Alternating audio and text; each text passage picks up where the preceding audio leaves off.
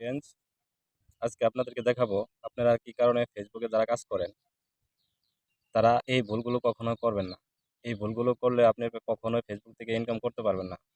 তাই আপনারা যারা ফেসবুকে কাজ করেন এবং ফেসবুক ক্রিয়েটর নতুন এবং পুরাতন যারা আছেন সবাইকে বলতেছি যে ভিডিওটা মনোযোগ সহকারে দেখবেন, তাহলে ভিডিও থেকে কিছু শিখতে পারবেন।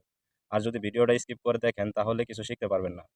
আর যখনকার ভিডিওটা পুরো না দেখে যখন একটা কাজ করতে যাবেন কাজটা সম্পূর্ণ হবে না, তখন আমাকে উল্টাপাল্টা বকা দিবেন। সুতরাং ভিডিওটা কন্টিনিউ করুন, তাহলে কিছু শিখতে পারবেন। হ্যাঁ দর্শক, আমার এই চ্যানেলে যারা নতুন অবশ্যই আমার চ্যানেলটা সাবস্ক্রাইব করে বেল আইকনটি বাজিয়ে পাশে থাকবেন, কারণ প্রত্যেক নেক্সট টাইমে যে ভিডিওটা আমি আপলোড করবো সাথে সাথে সবার আগে আপনার হাতে গিয়ে পৌঁছবে। তো চলুন মূল ভিডিও শুরু করা যাক।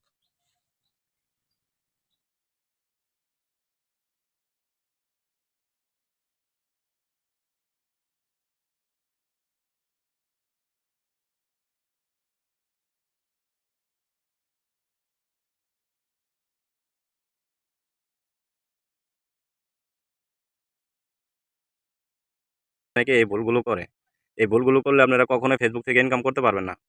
সুতরাং আমি দেখাচ্ছি যে এই কাজগুলো কখনোই আপনারা করবেন না। আমি আপনাদেরকে যেটা দেখাবো, যে একটু ওয়েট করেন। যেমন আমি যে আমার প্রফেশনাল ড্যাশবোর্ডে গেলাম, এখানে আপনারা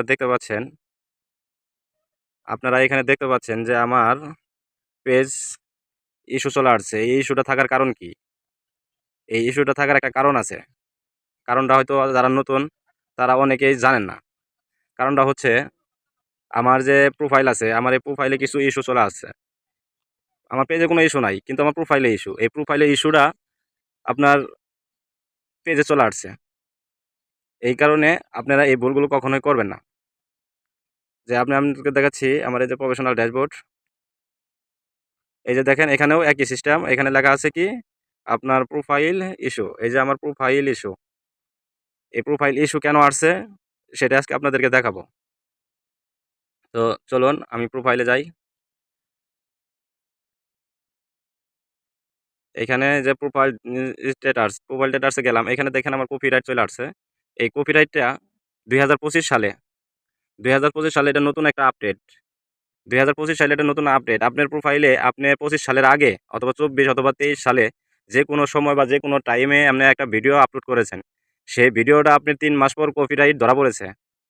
সেই ভিডিওটা কপিরাইট ধরা পড়ার পরে আপনি যে ভিডিওটা রিমুভ করেছেন অথবা ডিলিট করে দিয়েছেন, সেই কপিরাইট এখনও ফেসবুকে তুলে নেয় নাই। এখন ফেসবুকে এই কপিরাইট তুলে না নেওয়ার কারণ কি? আপনি ভিডিওগুলা যে রিমুভ করছেন, ডিলিট করছেন, কিন্তু এটা ফেসবুক কোম্পানি সবসময় আপনার প্রোফাইল রিভিউ করে না। প্রোফাইল রিভিউ করে 2 মাস 3 মাস পর পর। কারণ দুনিয়াতে এত পরিমাণ ফেসবুক ইউজার আছে যে হেরা এক দিন প্রত্যেকদিন রিভিউ করার মতো সময় তাদের হাতে থাকে না।